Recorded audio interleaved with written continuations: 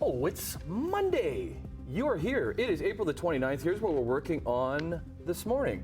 City of Hamilton is looking at voting on whether the city should be considered a no-paid plasma zone. Ontario wants to tighten the rules on cell phone use in schools.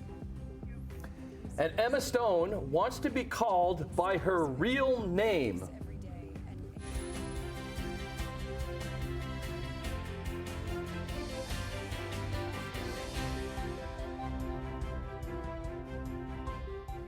Let's call Brian Wood by his real name. Yes. Thank you for that. Thank you for that. Yeah, Brain Woods. Brain Woods. Brain Woods. Yeah. That's what I get all the time. B-R-A-I-N. I go, okay, fine. Thank you very much. Hi, friends. Hey, good morning. Busy weekend. Yeah, did have a busy weekend. Soggy weekend, too. Soggy weekend. Yeah. It rained yesterday. Rain, thunderstormed around in some areas. Yeah. And we could get more of that today, so we're not out of it yet. Yeah. Not quite as mild as it was yesterday. We got to 20 yesterday, so it wasn't too bad with the rain coming down. So it wasn't like it was a cold rain or anything like that. But today is going to be a little bit cooler. 12 degrees will be the high.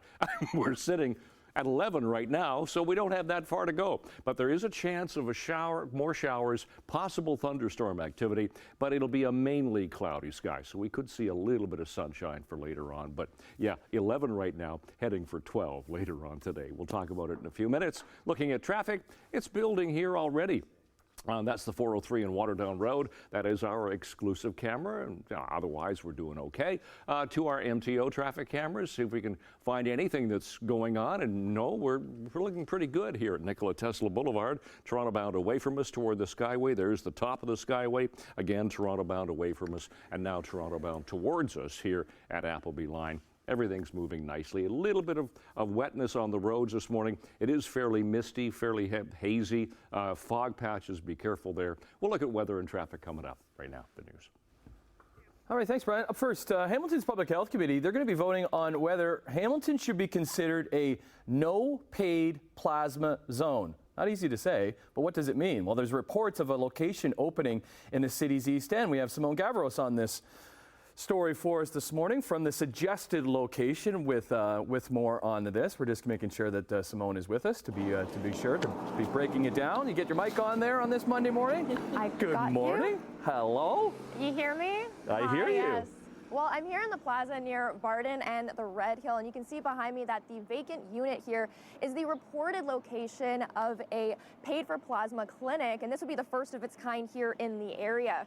Now, following reports of this clinic opening, Mayor Andrea Horwath put forward a motion that would declare Hamilton a no paid-for-plasma zone. Now, if this motion passes this morning at the Public Health Committee meeting, it would prevent any for-profit blood collection in the city. The mayor says the motion is to protect marginalized and vulnerable populations from exploitation. It comes after a Freedom of Information request from the nonprofit Blood Watch revealed Spanish company Grifols is working with Canadian Blood Services on several pay-for-plasma clinics, one being right here in Hamilton. The Canadian Blood Services said this agreement with Grifols is in response to a shortage in plasma donations, a shortage that is already being filled with the help of paid plasma donations in the U.S. CBS says Grifols will be strictly regulated, including caps on the number of sites they can open and the amount of plasma it can collect. Currently, Grifols' website lists a number of locations across Canada, including Calgary and Halifax, and the website says that people would be compensated up to $70 per donation and that plasma can be donated once a week. Now, we have reached out to some advocates on the topic, as well as Mayor Andrea Horwath, for more comment ahead of this vote today, and that's expected this morning at 9:30. But for now, Annette, I'll send things back to you. Okay, thanks very much. Well, police are saying very little about a murder in Niagara region. A woman's body was found in a home in Smithville on Friday on Lindan Street. The neighborhood is near Town Line Road and Highway 20. The woman's age and name have not been released. A forensic team was at the home for most of the weekend. Neighbors say police have also been going door to door asking to see images from doorbell cameras. Ontario's education minister is bringing in new rules to reduce cell phone use and actually prohibit vaping after seeing an alarming rise of distractions in classrooms. Every parent and teacher we speak to has shared the growing problem of cell phone distractions in class. So starting in September, students in kindergarten to grade 6 will be required to keep phones silent and out of sight for the entire day. Who in kindergarten has a phone? I'm not sure, unless they get permission from an educator. Now, the new rules, also include restricting access to social media platforms on school networks and devices, a move the government says is the first of its kind among Canadian provinces. Likewise, any vape products will be confiscated. The province says they're putting up $17.5 million to support these initiatives. Additionally, report cards will now comment on student distraction levels in class. This could be distracting in your garden. That's because a very unusual and toxic worm species has been spotted in Hamilton. Hammerhead worms are also an invasive species. They originated from Southeast Asia. They've been seen as well in Kitchener and Newmarket. So these worms can grow nearly a meter long. They release a neurotoxin that can kill small animals and causes a rash for people. And if they're cut, each piece becomes a new worm. Ontario's Ministry of Natural Resources and Forestry is encouraging people to report any sightings of hammerhead worms through the species data sharing site inaturalist.ca, and we'll put up a link to that on our website, chch.com. Okay. Morning. Let's move on to some other news this morning. So more and more people are starting to use public transit in Hamilton again, but ridership is still down about 12% compared to pre-pandemic times. At a Public Works Committee on Monday, councillors will look at a report from staff detailing HSR numbers from 2019 through 2023. So it shows that over 21 million bus rides were taken in 2019. That dropped to nearly 12 million in 2020 and hit a low in 2021 when under 10 million rides were taken. Now, since then, ridership has slowly started to recover. City says they hit pre-pandemic numbers for the first time in the first 2 months of this year, and they expect the rest of the year will be similar. The Art Gallery of Ontario is about to reopen. The Toronto Gallery has been closed by a strike since March 26th. That's when 400 workers, members of the Ontario Public Service Employees Union, rejected the gallery's offer. OPSU says a new contract ratified on Friday includes a wage increase of just over 11% from late 2022 until November of next year. The AGO's website says it's going to reopen tomorrow morning at 10:30. A family of peregrine falcons in downtown Hamilton is growing. A fourth egg in a nest on top of the Sheraton Hotel is expected to hatch today. Now, the first chick came out of its shell on Friday morning, with another following that night. A third chick hatched on Saturday morning. They are expected to take their first flights in a couple of weeks. Falcon Watch is looking for volunteers to watch for those flights. Hopeful Olympians showing off their skills at Hamilton's Mohawk College. The RBC training ground had a free event at Mohawk yesterday to discover athletes between the ages of 14 and 25 with Olympic potential. They were tested for speed, strength, power, and endurance. The training ground discovers and funds young athletes with Olympic potential to help them build Team Canada. The program has already helped 13 athletes compete in Olympic Games, leading to several medals. Great initiative as we get into Sportsline. Wasn't too much to cheer about for sports fans in Toronto this weekend after the Maple Leafs find themselves down 3-1 to the Bruins after a horrible loss on Saturday. Then the Blue Jays were trying to avoid a sixth straight loss at the hands of the LA Dodgers. But George Springer had other ideas. Andy Pages, the number 6 hitter in the Dodger lineup. This one to right center field. Long run. Springer! Oh, what a play! You are not going to see a better catch than that. Springer with the diving grab into the gap in the ninth inning to halt any rally from the Dodgers happening. You will see that on the year-end highlights. Not too many highlights from Alejandro Kirk's season, but he was good yesterday, hitting his first home run of the season, all part of a 3-run second inning. Kevin Gausman had his best outing of the year, striking out Ohtani, who went 0 for 4 after a very active weekend. Only run came off the bat of Freddie Freeman, who hit a home run to pull them within 2. Close to the game. Jays avoid the sweep. 3-1 the final. They host Kansas City tonight. 2 goals and 6 on 5 for the Vancouver Canucks. In front, Lindholm scores! Elias Lindholm! What a comeback by the Vancouver Canucks in Nashville. Elias Lindholm scored just over a minute to the extra frame to shock the Predators and take a commanding 3-1 series lead. This game looked to be over. Nashville was leading by 2 with under 3 minutes to go in the game, where Brock Besser would score twice, including tying the game at 3 with only 6 seconds left. He would finish with a hat trick, and the Nucks return to Vancouver with a chance to end the series tomorrow. McDavid cuts to the inside from the high slot, goes across the lane. Bouchard with a bomb, and it's 1-0 Edmonton. Similar situation for the Oilers. Evan Bouchard scored the only goal in La La Land, as Edmonton in a win away from the second round thanks to that 1-0 win. Stuart Skinner, fabulous in the Edmonton net, making 33 saves for his first ever postseason shutout. Oilers have a 3-1 lead. They can oust the Kings for a third straight season. Game 5 on Wednesday. Makar. One-man breakout. And better. Here he comes. The shot. He scores! The third Canadian team not as fortunate in Colorado. Cale Makar showed why he's one of the best defensemen in the league. That end-to-end rush beating the Jets' Connor Hellebuck, who's having a tough series against the Avalanche. The expected Vezina winner has allowed 22 goals in 4 games. Winnipeg now down 3-1 after the 5-1 loss. They try and avoid the sweep tomorrow in the PEG. Well, actually, they've taken a game already, but they want to keep this series going.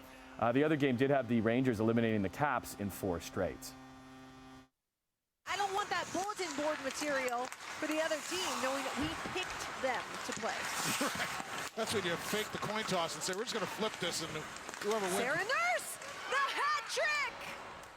Yeah, let's finish with Hamilton's Sarah Nurse, who had herself a game in New York yesterday. She recorded her first ever PWHL hat trick as Toronto beat New York 6-2, which leapfrogged them over Montreal into top spot in the league and secured them home ice in the upcoming opening round of the PWHL playoffs. Toronto has 2 games left on Wednesday and on Sunday before the playoffs start next week. Sarah talked to Brianne Foley, and we'll hear some of that interview coming up in Sportsline. 6:12, away we go into this second last morning of April now, and we're about 3 minutes to sunrise. Yay. Not that we'll see a lot of it this morning. We'll talk about that coming up. 403 Waterdown Road still looking okay here. Nothing to see. Everything's moving nicely. MTO traffic cameras will start in St. Catharines, come around the Horseshoe Mountain. Looks good.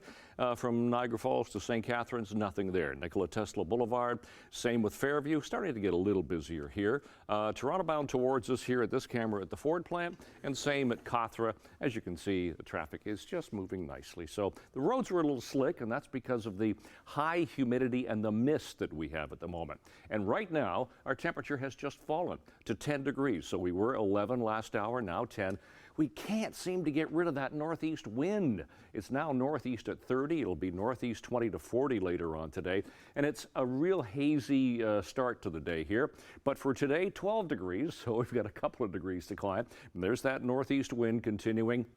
A mainly cloudy sky. So showers, possible thunderstorms this morning, and then we should get a little bit of sunshine later on today. The reason for all of this cloud cover and rain is that frontal boundary sitting right across the Great Lakes with the low pressure system. So the clouds are with us, the showers, we had that yesterday. Well, exactly rain yesterday. So we could still get some showers for the day tomorrow. But the good news is, as we get into May on Wednesday, we'll get back into some sun. It'll be mild for North Shore Lake Erie and Niagara, 18 to 19, but because we get that wind off the lake, temperature 10 to 12 degrees for the Horseshoe. So showers, possible thunderstorms. Tonight, same scenario, showers, thunderstorms. Temperatures anywhere from 9 to 12 degrees. And then tomorrow, temperatures will get milder. 20 degrees for Niagara, North Shore of Lake Erie, even into Hamilton. A little bit cooler for Halton Peel into Toronto, but yeah, not a lot of sunshine even for the day tomorrow. So out the door this morning, we are 60 seconds to sunrise, so fog patches this morning, light winds, temperature right now 10. Long range coming up, and at Tim. Hey, thanks, Brian. Hello, Emily. Hi, good morning. How was your weekend? It was wonderful, thank you. Awesome. Yes, nice and relaxing. Good. Okay, I want you guys to think about something before our chit chat. Okay. What would be your stage name if you had one? I know you may already have them, but then we want to know your real name. Well, isn't that it's like your dog's name and your mom's maiden name or something like yeah, that? Isn't that yeah. like a name that you can come up with? You've heard that before? Street you grew up on. Yeah. Is that your stage name, though? That's like, yeah, stage, yes. Or is that another name that we can't talk about? That's another name if you want to look up. Mine's awesome, by the way. But anyways. Cool. Talk about that because Emma Stone wants to be called by her real name. Yeah. There is a sequel potentially to that movie a long time ago, but it was huge in its day, The Social Network. Remember all about Love that Facebook? one. Yes. Love that one. Yeah, those are two topics that we're going to talk about. And the third, that's going to be a surprise. All right. We'll see you at the couch in a little bit. Okay, bye. Taking a break. Not sure why we're whispering. It's Monday. Wake up. Back to work, back to school, and back to business news when we come back. Quebec is grappling with an abundance of choice. We'll see you in 2 minutes.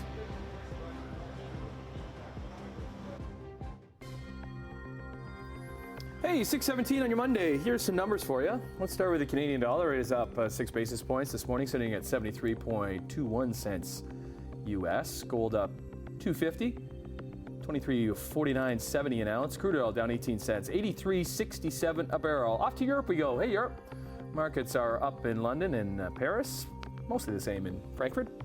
In Asia, markets were closed today in Tokyo, but Hong Kong and Shanghai both saw gains. Checking North American markets on Friday, the TSX was up 84 points. The Dow rose by 154. The Nasdaq up more than 300 points.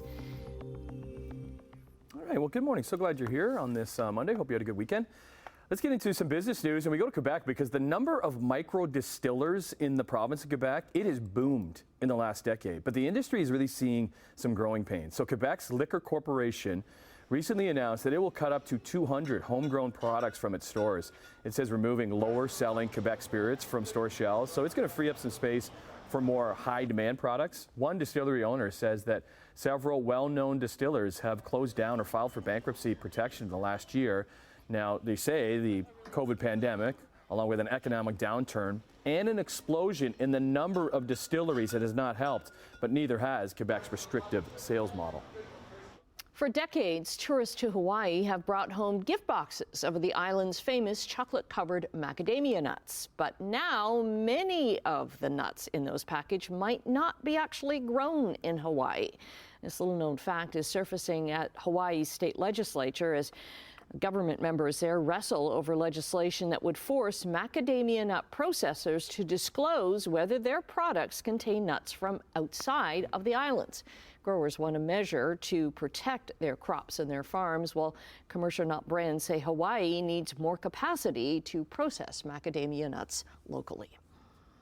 Well, Nepal is hosting an investment summit, hoping to attract much-needed foreign investment. It particularly wants to develop hydropower projects, since Nepal is home to 8 of the tallest mountain peaks in the world and several rivers flow down from them. There's huge potential for hydropower, but only a few projects have been built in the poor South Asian nation. Several foreign investors attended the 2-day meetings in Kathmandu, where Nepali officials urged investments in hydropower, tourism, and other industries.